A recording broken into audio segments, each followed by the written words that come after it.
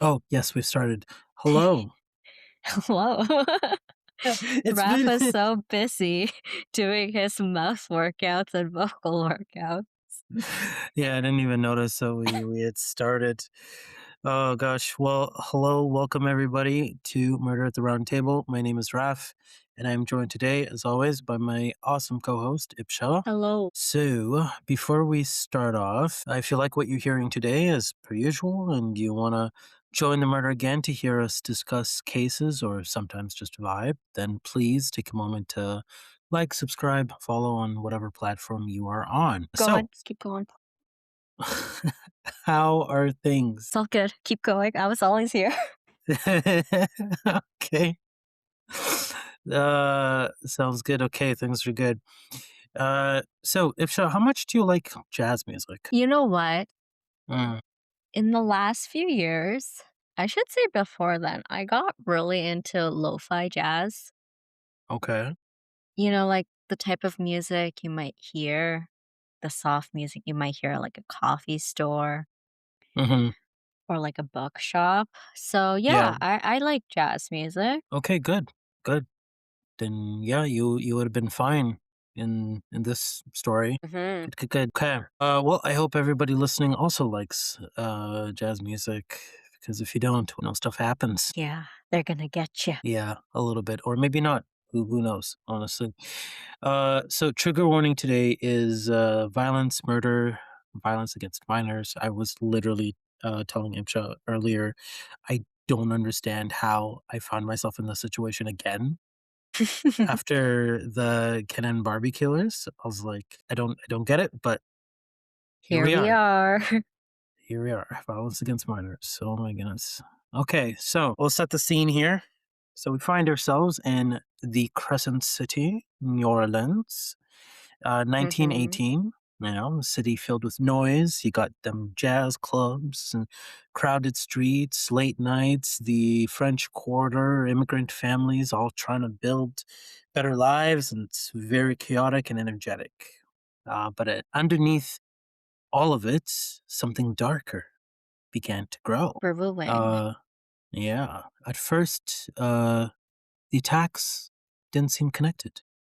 A grocer was murdered in his home, a family attacked in the middle of the night, blood covered bedrooms and shattered skulls. But then people started noticing a pattern. The killer would enter through back doors with panels carefully chiseled away. He used axes found inside of the homes themselves, and almost every victim was connected to the city's Italian American grocer community. Yeah, nothing was stolen. Jewelry remained untouched. Money sat in plain sight. Whoever, was doing it wasn't killing for profit. Soon the newspapers gave this person a name that would haunt New Orleans forever. The Axeman, New Orleans. And as the killings continued, fear spread through the city like a disease. Families armed themselves, neighbors stayed awake through the night. Every strange sound outside became a reason to panic. I love this case. Yeah? And for a lot of reasons, and as you start to share, more about Hmm. it, I'll probably point out it's like, that's another detail. But Yeah. one thing you just mentioned, is the fact that the murder weapon is just found at anybody's house. Like, everyone had an axe during that time.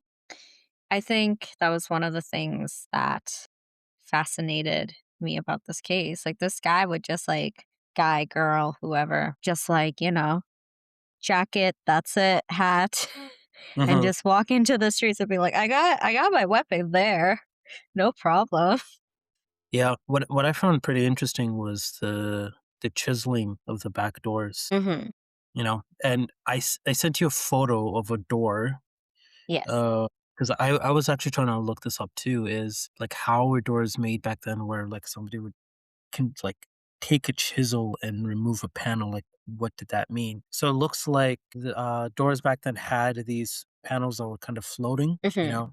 And they would expand, contract, with the temperature. So me guess, yeah, you could get a chisel, get in there and dig it out a little bit and then fit your hand in, turn the lock, and let yourself in. Um, Yeah, I think doors back then, they wouldn't be like that, like the solid doors that we have now. Like, Mhm. a lot of homes, especially the back like our like my home, the backyard is pretty solid. It's like bulletproof almost. Bulletproof. Yeah, you guys heard it Yeah. here. She lives in a fortress, if you didn't know. It's pretty, no, it's not bulletproof, I don't think so, but it's a pretty solid door, like, you can if somebody were to chisel that, it would make a lot of noise. So, I'm Yeah. thinking the doors back then, they were, like, pure cut of wood. Not that that wouldn't make noise, but I feel like it would be softer, no? Because if it's, like, contracting and compressing based on temperature. It's like, the panels inside of the door Okay, that I would see. expand and contract, and so because they were loose, Mhm. then you could actually get in there, get inside of that loose panel. And the other thing, the detail that interested me was you know, chiseling the door, then sneaking your arm in Yeah. and to, like, unlock it. It reminds me so much of Slender Man, like, this person must have been long and lanky to just Oh, okay. I see. I was like, I was not expecting Slender Man. Slender Man to come into this. No, like, Yeah, they must have had, like I don't know what like, the door itself that he's this person's, I'm assuming it's a dude.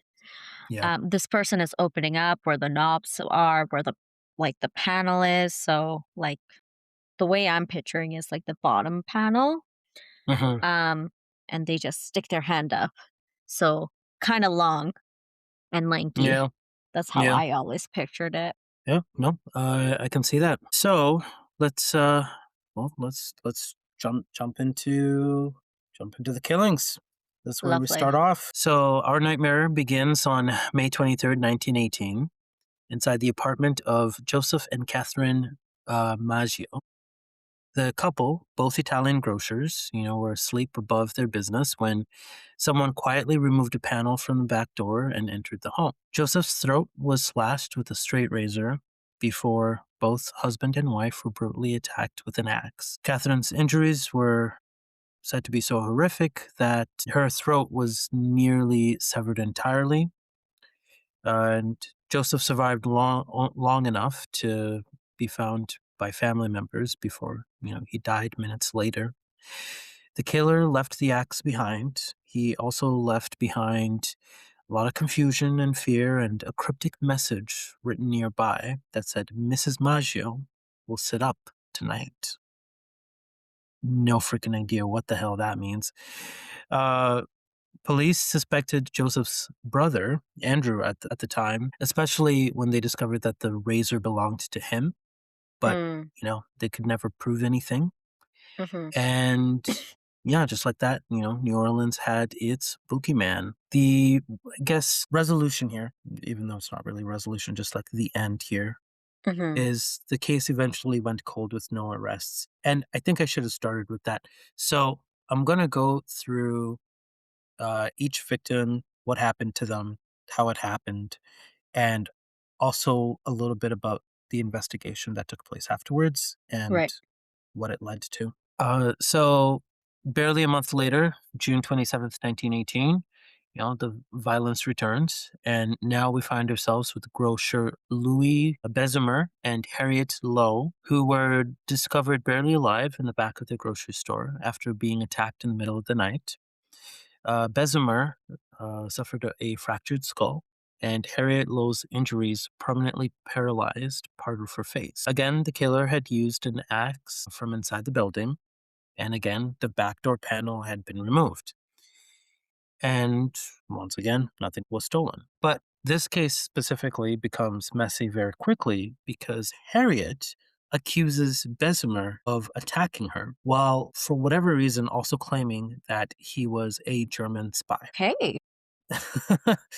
So this results in Bessemer spending 9 months in prison Mhm. and then being acquitted after like only 10 minutes of jury deliberation because lack of evidence. Okay. This is actually, and I'll talk about this later, but this whole, people finding themselves in a situation where someone came into their home, attacked them, and then for whatever reason pointing the finger at somebody either in with them in the home Mhm. or in their lives is interesting.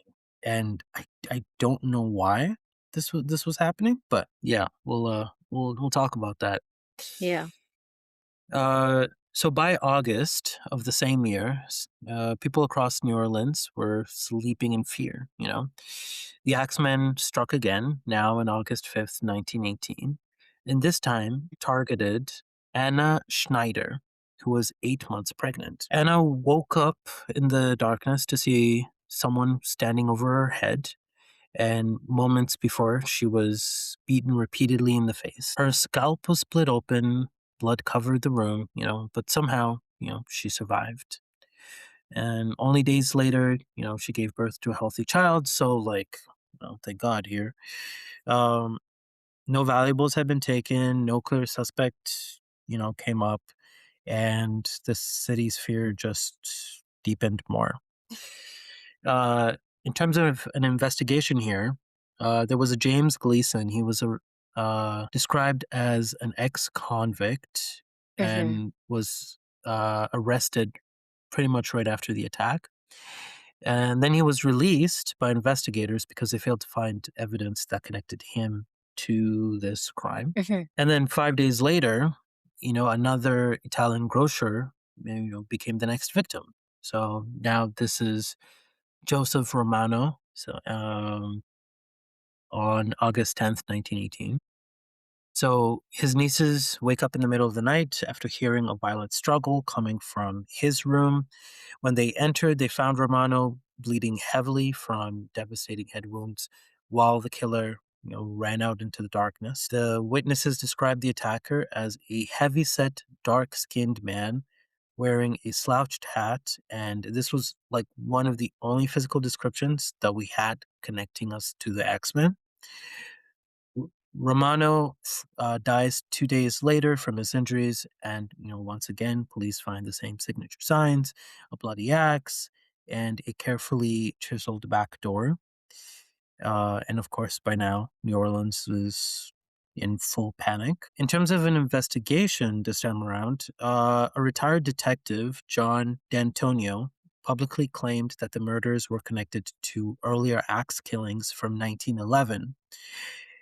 And it seems that he was referring to the case of the Clementine Barabet case or the Mhm. Cleaver case, which included like a series of axe murders in 1911 and 1912, Mhm. predominantly near Lafayette, Louisiana. But those were attributed to a 19-year-old woman by the name of Clementine Barnabette, who had confessed in November of 1911 and again April 2nd of like 1912. So obviously these were a few years before our current murders. So those were not connected. Over the years, probably because of this retired detective, people tried to connect the two. So the murders from 1912 and the ones happening I guess currently in the story of 1918, but no relationship. Mhm. Then came the attack that like pushed everybody over the edge. After months of silence, the Axemen came back on March 10th, 1919, targeting Charles and Rosie Cortimiglia and their infant daughter, Mary. So the family was attacked inside of their Gretna home during the middle of the night. Charles and Rosie suffered fractured skulls, but the true horror came when 2-year-old Mary was killed in her mother's arm by a blow to the neck. Uh, Rosie later accused. So first of all, it's like really sad that this happened. Mhm. Especially you have a 2-year-old who gets killed this way. But then the mother later accuses their neighbors, Lorlando and Frank Giordano, for of like committing the murders.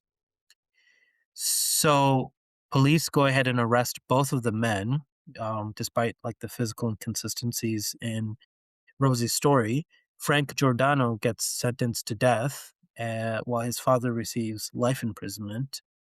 And then almost a year later, Rosie admits that she lied Ugh.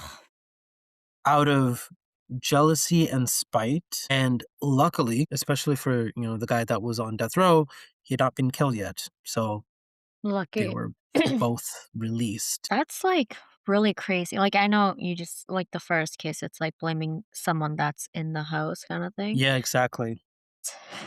You must have had to and I don't know if you're gonna come a across this later, so I'm not gonna Hmm. say why I think this might be the case, why people are blaming each other, Hmm. but I'll just say, like, there had to be, like, so much hate. A lot of hate and fear at this. Yeah. There's a very real societal reason why that hate could have been in place, but Hmm.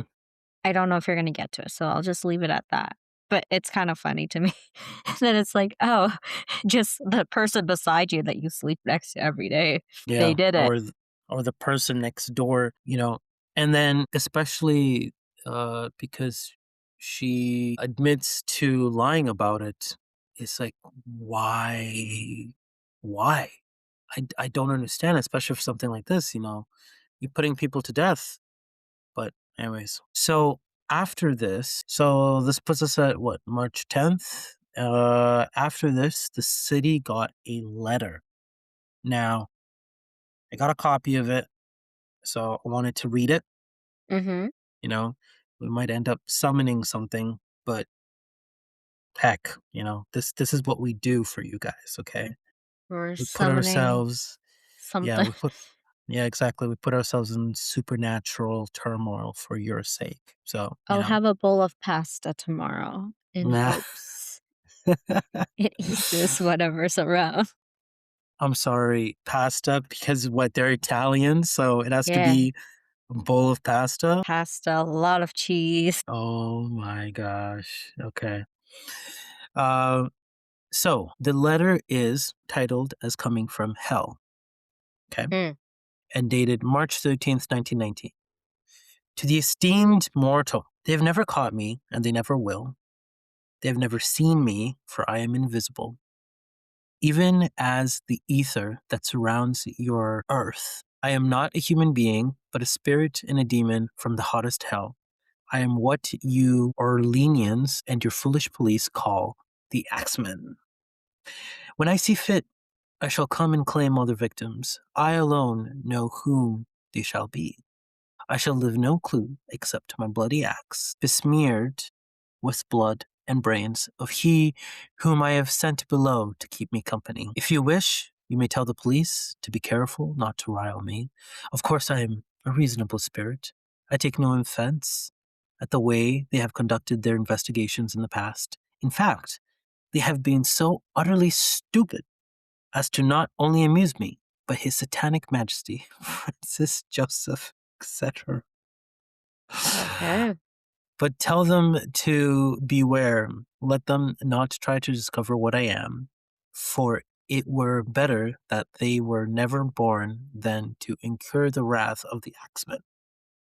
I don't think there is any need of such a warning, for I feel sure the police will always dodge me as they have in the past.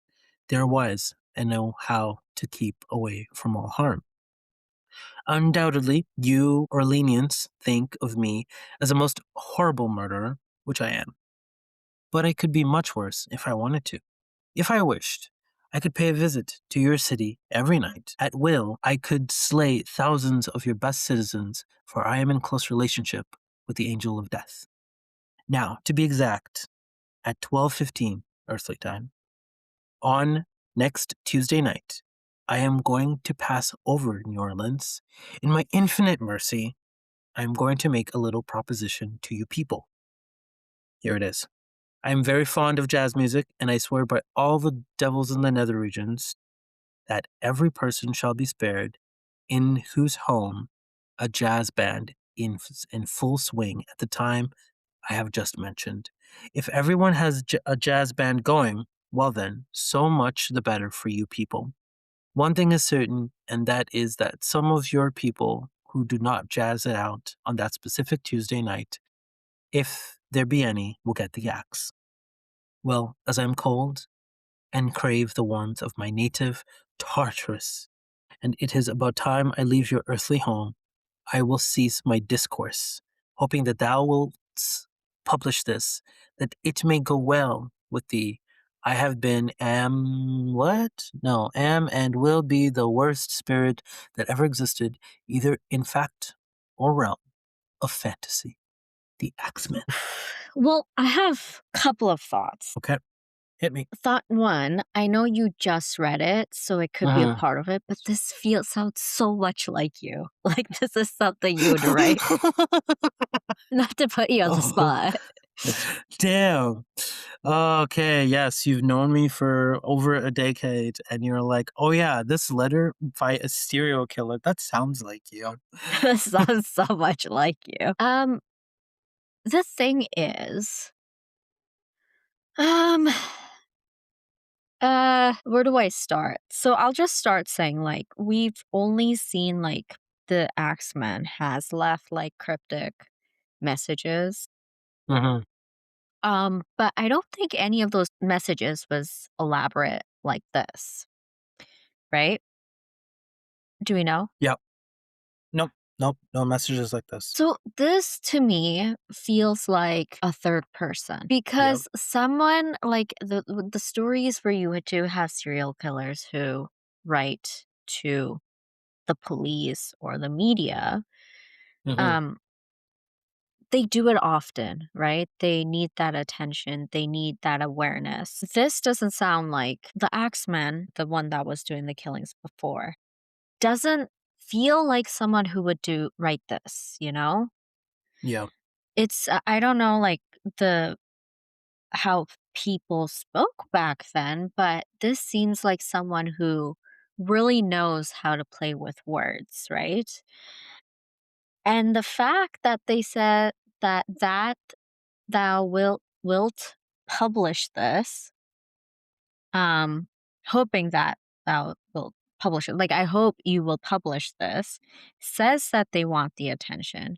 I've always felt like this is someone like a jazz music producer who wants their music heard Yeah. without being like out on the streets being like, hey, I made this, listen to it. So they just go out and put this in hopes that, if people are going to be playing jazz music, Mhm. that they will buy whatever he or they have made as well. Oh, I see. Okay. I agree. I definitely don't see this as being the same person. Uh, it's somebody who took an opportunity, and later we're actually going to talk about some kind of copycat axe murders that, like, I guess when it first started, it became so sensational that people kept trying to use this Axeman figure for, yeah, whatever it is that they wanted. Um, I don't quite know why someone would be obsessed with having a night of jazz throughout the city. Maybe, like, in some weird, twisted way, they wanted to scare people into having a good time. Yeah, and Like, that's why I said, like, you I know, I was also thinking, like, who would want this? And it has to be someone, like, who, clearly has something to do with jazz. So the producer exactly. aspect, the creator or whoever kind of made sense to me, but Mhm, this person is very good with their words, like, you can understand it, whereas the first message you read out to me, we don't know what that message even means. We can mhm, understand this one. yeah, and this is the one that everyone knows this Yeah. person for, right? Um, including myself, like, that's how I got, interested in this, is like, Mm. just somebody who sent out a letter threatening people to play jazz all night, and then they didn't kill anybody. Interesting. And seemed to disappear afterwards, even though, also didn't. But, yeah, so this warning went out. Were there any other thoughts that you had about the letter? That was it. I also, like, wanted to highlight, like, they want to seem pretty intimidating, saying they have a close relationship with the angel of death. Um, Yeah. so, yeah, but you talked about that.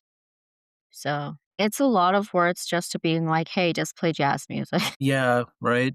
And because there is no follow-up letters, there Mhm. is no, um, marking or anything, it's like this seems also to be less about ego and just for whatever reason, they just wanted people to be playing jazz, or they wanted a huge distraction. Who knows? Something Yeah. might have happened on March 19th, 1919 that no one knows about because they were all distracted trying to play their hearts out and not get axed. I think I know why, what the Yeah, distraction was, what they needed, but yeah. I don't know if you're gonna bring it up later in the episode, so I won't talk about it. Well, we have a theory section, so we'll Yeah. chat about it then. I might bring it up, I might not. Who knows? You don't know Uh, what I'm thinking. yeah, that's true. So the night of now March 19th, 1919, it became one of the strangest nights in New Orleans history. Clubs overflowed with people, homes filled with music, jazz bands played into the early morning hours with terrified families. You know, everybody hoping the sound itself could keep death away. You had entire neighborhoods staying awake, waiting for screams, footsteps, or breaking glass. Some believed the killer truly stalked the city at night. Others believed the letter was a cruel joke or a publicity stunt, but no one risked the silence. Then morning came, and somehow not a single murder had occurred. For one night at least, jazz had seemingly kept the devil away. And actually, one other thought that I had about this was maybe the person purposely released that letter to taunt the actual axeman because he just made an entire city stay awake.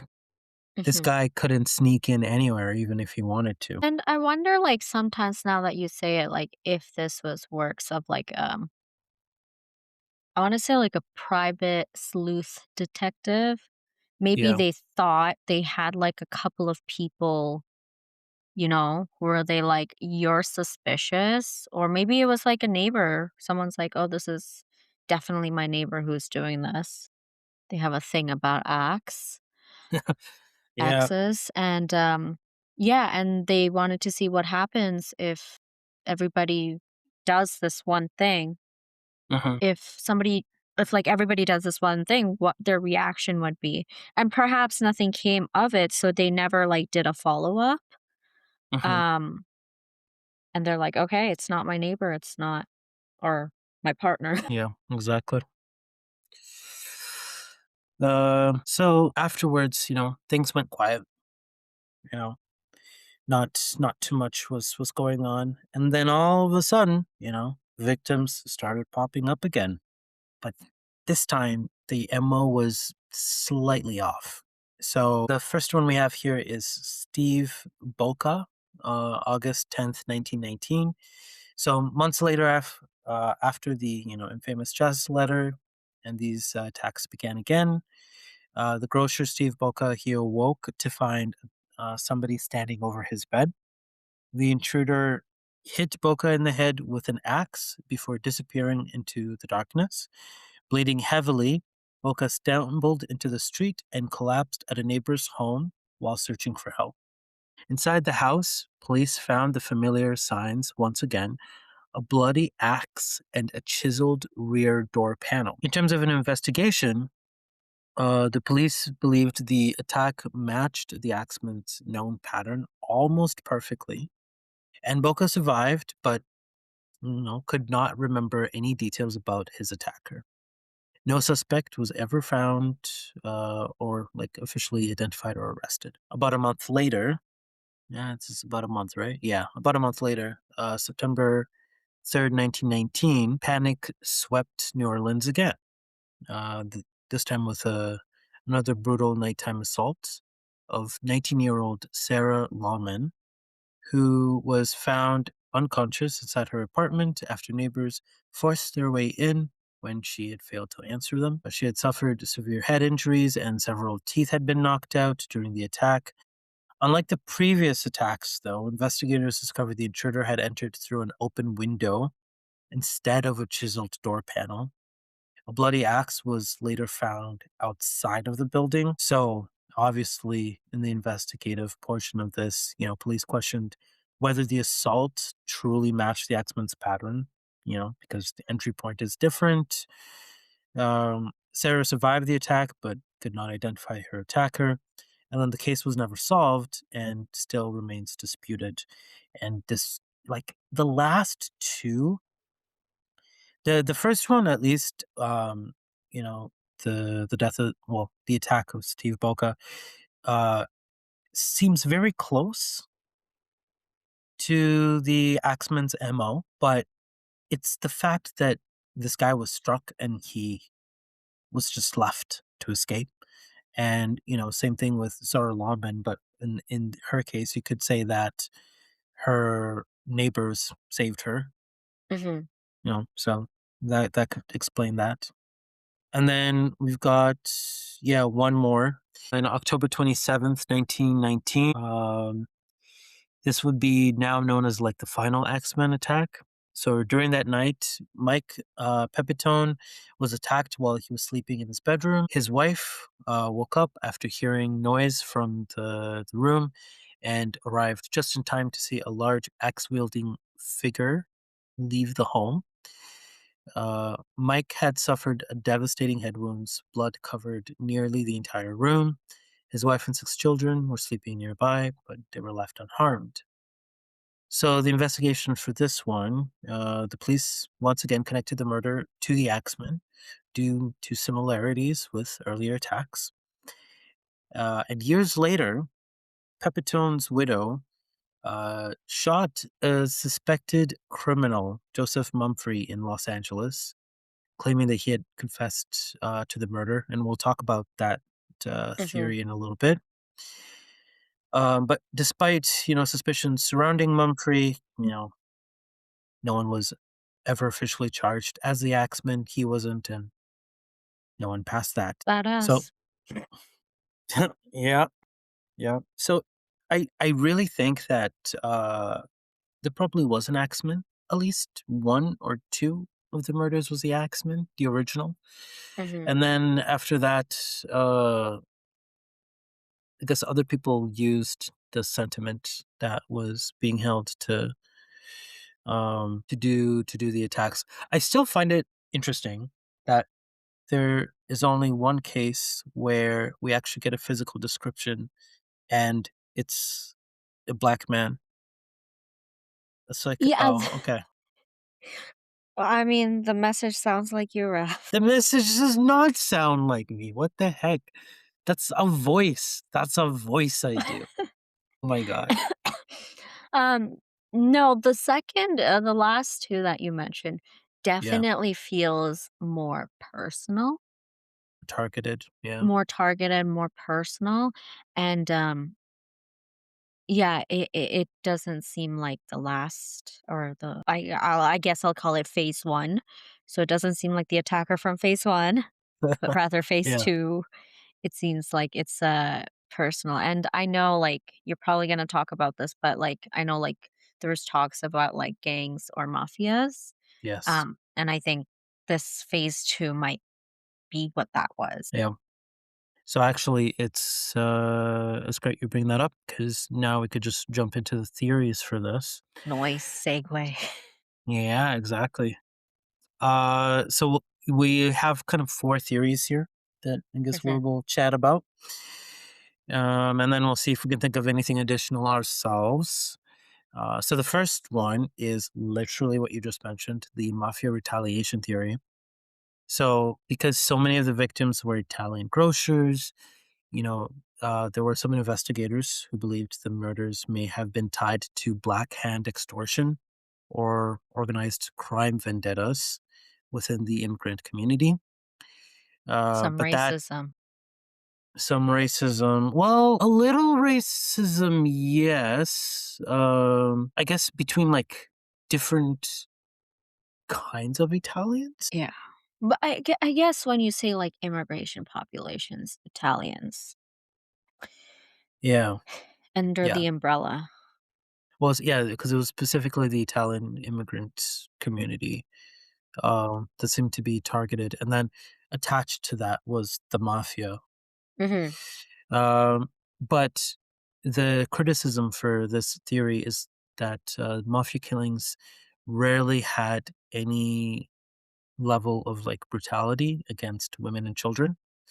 So, That's like true. for example, the last one, Mhm. with Mike Pepitone, they went after him, but didn't do anything to his wife and daughters. But then if we look at Sarah Lawman, like that was definitely very personal, like an ex boyfriend, a stalker, maybe, you know, that was definitely out of the norm. Yeah.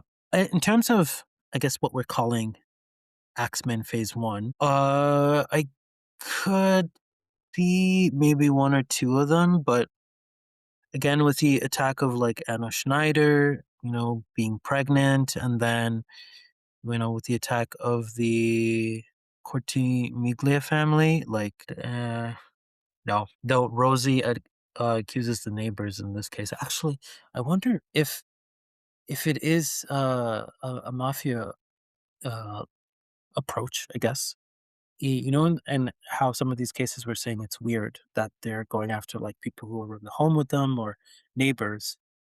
What if some of them actually know who attacked them, but they just can't come forward about it because,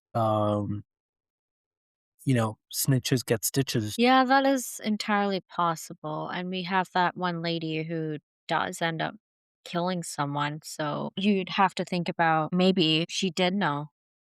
She just Yeah, couldn't say it until a specific, time. no, that's true. So the next theory we got here is the lone serial killer. So where people believe that, New Orleans was dealing with exactly what it feared, which was a lone serial killer hunting people just for the thrill of murder. The repeated methods, the chiseled doors, the use of axes from inside of the home, the nighttime attacks, they all pointed towards someone with a ritualistic pattern. And I would say that's true for phase one, not phase two. That's Uh, yeah, I was about to say that's very true for phase 1. yeah.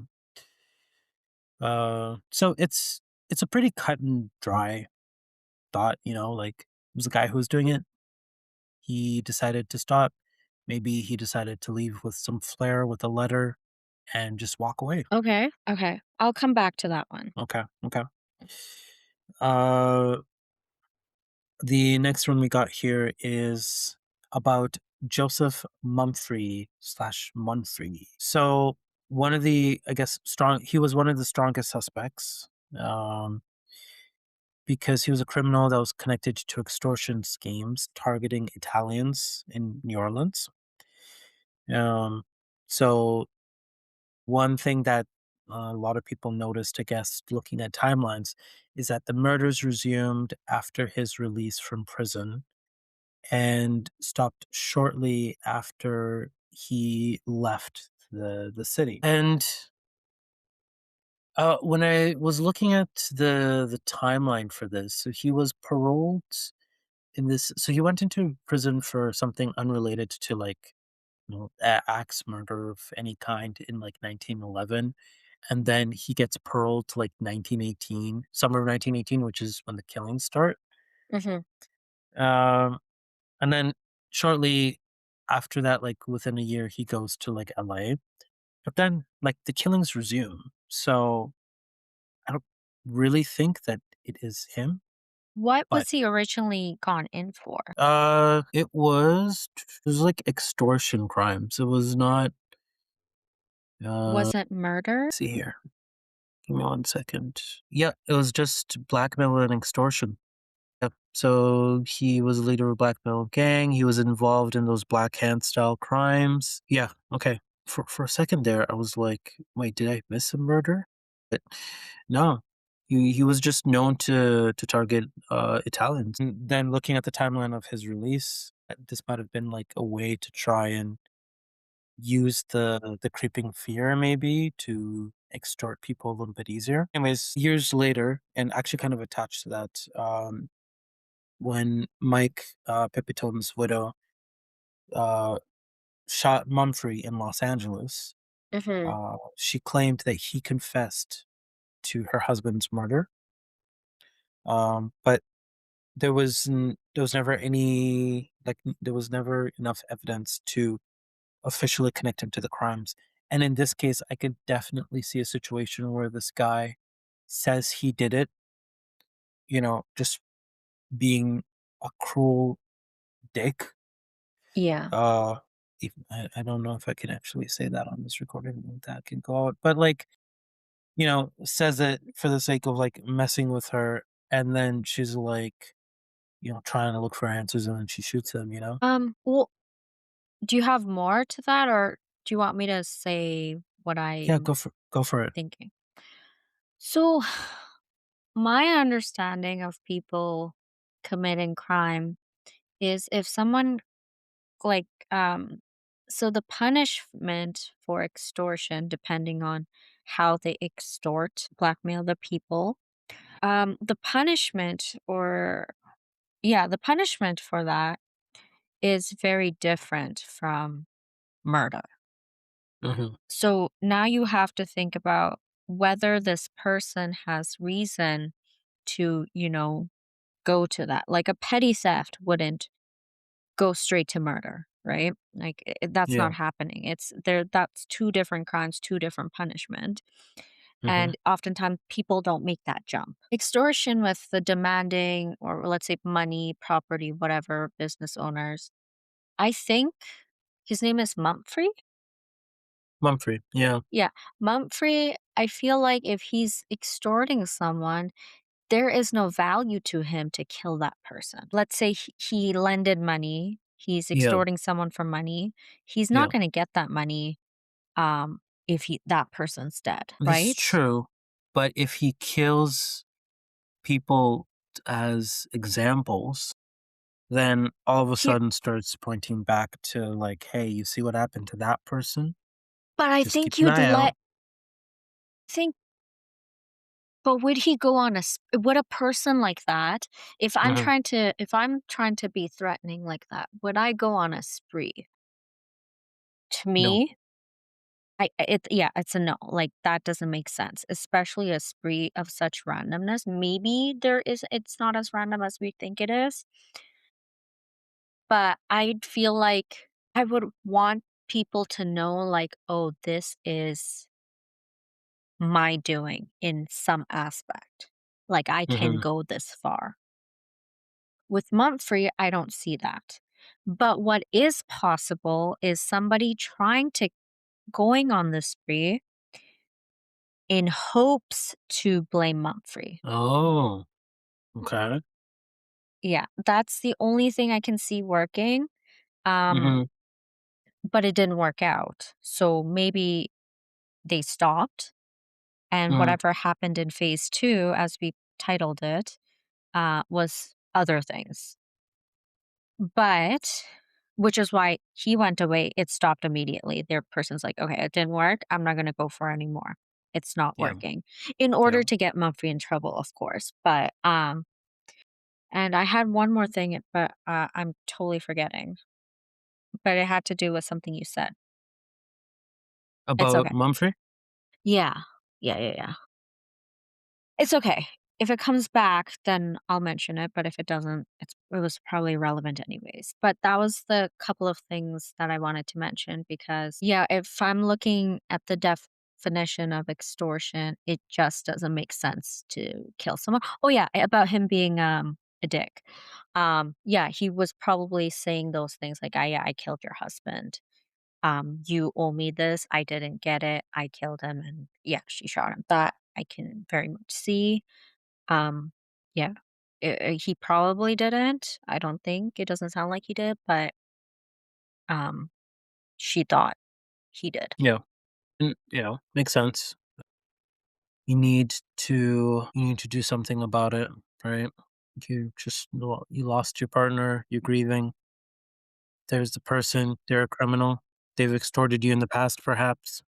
I don't know if this comes up in your theory, but one thing we're not mentioning is this person chiseling the door. That is a skill. So, Well, like, yes. Yes, maybe I during would. that time it wasn't because everybody's using axes, but to me, Yeah. I think that is a skill if they're actually using a chisel. But if they're using the axe, that might be something different. But No, I see it. I see it. Because it kind of sounds like either somebody who works with doors a lot or knows a lot about woodworking, them or woodworking or sells doors or I don't know. I do think if we're gonna go with that skill theory, Mhm, someone who knows how to do woodwork would know how to do chisel through the door mhm. quietly. They would know how to do like how much to chisel. Um, so yeah, maybe it is a skill thing. But I was gonna get to the point where I was gonna ask, do you know if Mumphrey was a woodworker or a carpenter at all? I do not. Okay. No, no. And honestly, I doubt it. Yeah. Yeah. Like he gave more the feeling of like being like a boss of some kind, hmm you know? So actually, would it be too crazy to think that he'd have somebody working for him who was his like shark? But I still don't think killing someone like that, without putting a label made any sense. Like if I have a shark for myself, a agent, um, would I not like want to be like, oh yeah, this is my job. Or If at you least owe there me should have money, been rumors, yeah. yeah, like at least some sort of rumor being like, oh yeah, this is my doing. And so I do think it's run unless like these people who are dying know of the reason, Mhm. but it doesn't seem like, there was much connection other than the fact that they were Italian. Yeah. So yeah, exactly. So then the last little theory here is a personal favorite of mine. Was that the Axeman himself was supernatural and was an actual demon from hell. Invisible, Slender Man. impossible to catch. Literally could have known Slenderman. Yep. They could be buddies. Some modern researchers questioned whether or not there was a single Axeman, um, or that the fact that narrow spaces were being used to access the home and all that, whether or not it was even a man.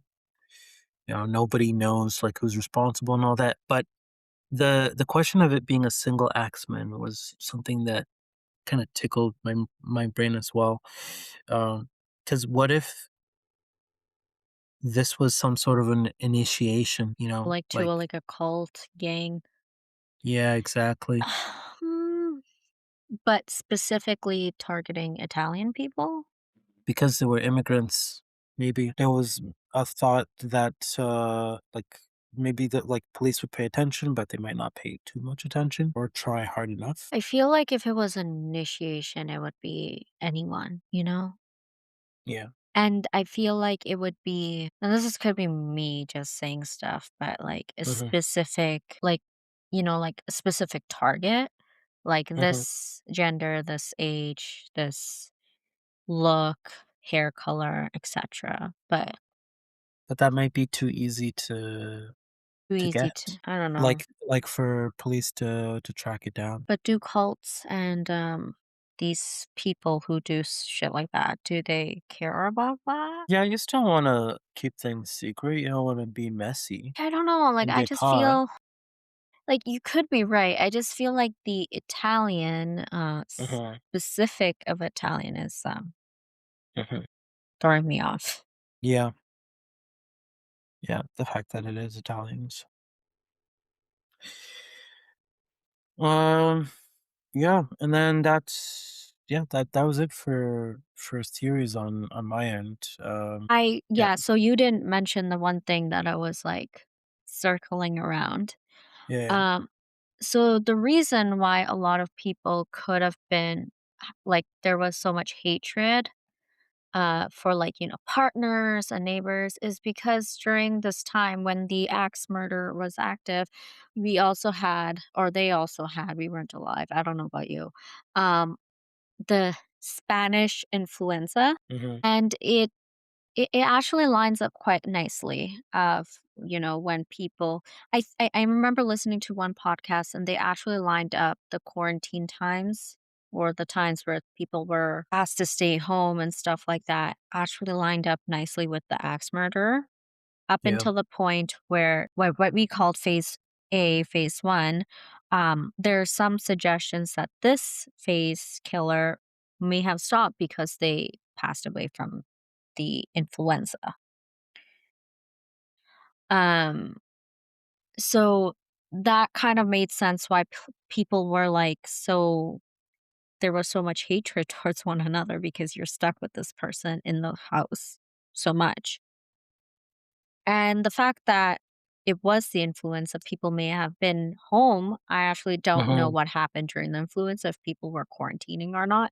But because we went through this phase with COVID, um, I could probably be like, okay, if they did anything like we did, then well, the killer got lucky. They're home. Everybody's home. The weapon's home. This wave was oh, yeah, that's when it was the biggest hit of Mhm. 1918 into the early 1919. Okay. Huh. I Didn't think about that. honestly, no. No, not at all. Like, I would have just treated it as like, okay, this was just the state of things. At the time, you had the influenza running around in the background, but the Axemen died from it. And honestly, that could explain the very bizarre letter. He was Oh, about like to that was die. like the last thing that he wanted to listen to was jazz music. Yeah, Yeah. that He's was his like, send off. oh, you know what? Let me pull it up. He says at exact at 12:15 earthly time, I'm Hmm. going to pass over New Orleans. It's Oh over. my goodness, like kill himself. No, I don't know. Maybe he had the influenza, so maybe he Yeah, knew he was not going to make it make it through the night. make it through the night or make it Yeah, to the morning. yeah. Yeah, and maybe he just liked jazz and well, there we go. We solved it. Yeah. Actually, that's the piece that I was missing, huh? Yeah. I didn't even think about the influenza, but actually that makes a lot of sense because this is a very flashy, singular message that did actually have an effect. And it's like, Mhm. what exactly is somebody getting out of this other than they really like jazz? But if it's like your last moment on earth, very like Make a Wish Foundation. Jesus. Make a wish. Oh boy. Oh, that was not okay. But anyways, if it is that, then yeah, yeah, I see it. I see it. Okay. Yeah. There's a lot of like now that I'm like you said that's like and it's about time I leave your earthly home. Yeah.